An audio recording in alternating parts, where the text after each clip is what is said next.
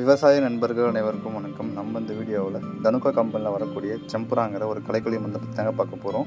இந்த மருந்தோட technical name என்ன, இது எந்தெந்த பயிர்களுக்கு பயன்படுத்தலாம், எவ்வளோ அளவு பயன்படுத்தணும், இது பயன்படுத்த எந்தெந்த களைகளை கட்டுப்படுத்தும் மற்றும் இதோட விலை என்ன அப்படிங்கிறத பற்றி விரிவாக பார்க்கலாம். அதுக்கு முன்னாடி நம்ம சேனலை சப்ஸ்கிரைப் பண்ணாமல் இருந்தீங்கன்னா மறக்காம சப்ஸ்கிரைப் பண்ணிக்கோங்க. வாங்க வீடியோக்குள்ளே போகலாம்.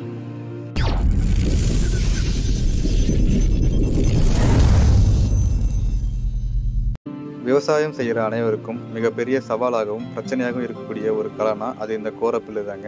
ஏன்னா இந்த கோரப்பில்லை மற்ற பில்லுங்க மாதிரி நம்ம ஈஸியாக கண்ட்ரோல் பண்ண முடியல. மற்ற பில்லுலாம் நம்ம ஒரு தடவை களைக்கொல்லி மருந்து அடித்தாலோ இல்லை களை எடுத்து விட்டாலோ சுலபமாக கண்ட்ரோல் பண்ணிக்கலாங்க.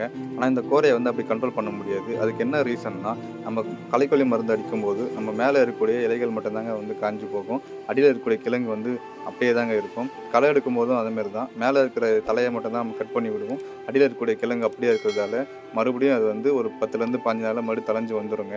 இதனால தான் கோரையை நம்மளால் அவ்வளோ சீக்கிரம் அழிக்கவே முடியலைங்க. ஒரு தடவை வந்துச்சுன்னா அது ஆட்டோமேட்டிக்காக வந்துகிட்டே தாங்க இருக்கும். இது கண்ட்ரோல் பண்ணுறது ரொம்ப கஷ்டமாக தான் இருக்கும். நம்ம அந்த கோரையை கிழங்கு வரைக்கும் அழிச்சா தான் கண்ட்ரோலே பண்ண முடியுங்க. இந்த கோரப்பில்லை கிழங்கு வரை அழிக்கக்கூடிய சிறந்த மருந்து தாங்க தனுகா கம்பெனியில் வரக்கூடிய செம்பராங்கிற இந்த மருந்து. இந்த மருந்தோட டெக்னிக்கல் நேம்னு பார்க்கும்போது ஆலோசல்ஃபியூரான் மெத்தில் 75% WGங்க. WGனா வெட்டபிள் கிரானுவலுங்க. இது ஒரு குருண வடிவில் தான் கிடைக்குது.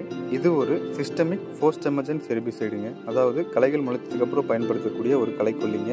இது சிஸ்டமிக்கிறதால நம்ம களைகளில் பயன்படுத்தும் போது இலைகள் வழியாக ஊடுருவி போயிட்டு கிழங்கு வரை ஃபுல்லாகவே அளிக்கக்கூடிய ஒரு சிறந்த மருந்து தாங்க இது. அடுத்து இந்த மருந்தோட அளவுன்னு பார்க்கும்போது ஒரு ஏக்கராக்கு 36 கிராமுங்க. 36 கிராம் 150 லிட்டர் தண்ணியில் மிக்ஸ் பண்ணி நம்ம பயன்படுத்தினா ரிசல்ட் நல்லா இருக்குங்க.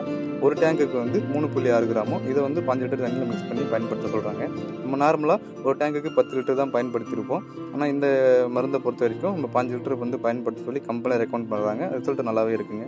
இந்த மருந்தை பயன்படுத்தும் போது நம்மளுடைய வயலில் கால் மிதிப்பற அளவுக்கு ஈரம் இருந்து பயன்படுத்தணுங்க. ஈரம் இல்லாமல் அடித்தோம்னா அந்த அளவுக்கு கேட்காதுங்க.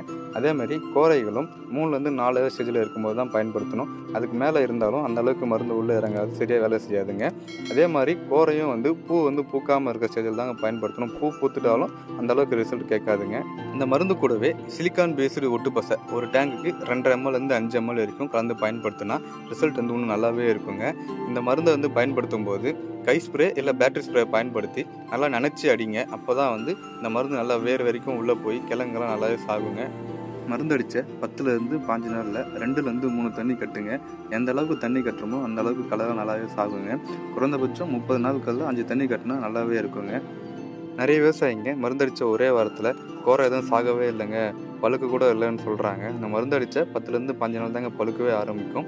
30லேருந்து 40 நாளில் ஃபுல்லாகவே காஞ்சி சருகு ஆயிரும். அதுக்கு பிடிங்கி பார்த்தோம்னா கிளைகளாம் அழுகி ஃபுல்லாகவே செத்து போயிருக்குங்க. அதே மாதிரி இந்த மருந்து போட்ட கோரைகள் எல்லாமே நல்லாவே காஞ்சி இறந்து போயிருங்க. எங்கேயாச்சும் ஒன்று படாமல் இருக்கும், அது மட்டும் சாகாமல் இருக்குங்க. 100க்கு 80% வரைக்கும் நல்லாவே ரிசல்ட் கிடைக்குங்க, நல்லாவே கண்ட்ரோல் கொடுக்கும். அதே மாதிரி 1-2 தப்பி தவறி கண்ட்ரோல் ஆகாமல் இருக்கிறத நம்ம அடுத்து ஒரு மருந்து பயன்படுத்தும் போது அதுவுமே நல்லாவே கண்ட்ரோல் பண்ணிக்கலாங்க. இந்த போகத்துக்கு நம்ம இப்போ மருந்து அடித்தோம்னா 100க்கு 75 அடி ஆயிடுச்சுனாலும் மீதி இருக்கிற 25 தான் அடுத்த போகத்துக்கு வருங்க. அப்பயும் அந்த மருந்து பயன்படுத்தும் போது நம்ம ஃபுல்லாகவே கண்ட்ரோல் பண்ணிக்கலாம். அடுத்து இந்த மருந்தை எந்தெந்த பயிர்களுக்கு பயன்படுத்தலாம்னு பார்க்கும்போது கம்பெனி ரெக்கமெண்டேஷன் கரும்புக்கும் மக்காச்சோளத்துக்கு மட்டும் தான் கொடுத்துருக்காங்க. இதுக்கடையில் அடிக்கும்போது நம்ம தெரியாமல் பயிர்கள் மேலே பட்டாலும் பயிர்களுக்கு எந்த பாதிப்பும் வராது, கோரையும் நல்லா கண்ட்ரோல் ஆகும்னு சொல்கிறாங்க. இது போக சம்பங்கி, தக்காளி, மல்லி, ரோஸ், வாழை, கத்திரி, சுரக்காய், மரவள்ளி, கொய்யா, தென்னை போன்ற பயிர்களுக்கும் வாங்கி பயன்படுத்துகிறாங்க.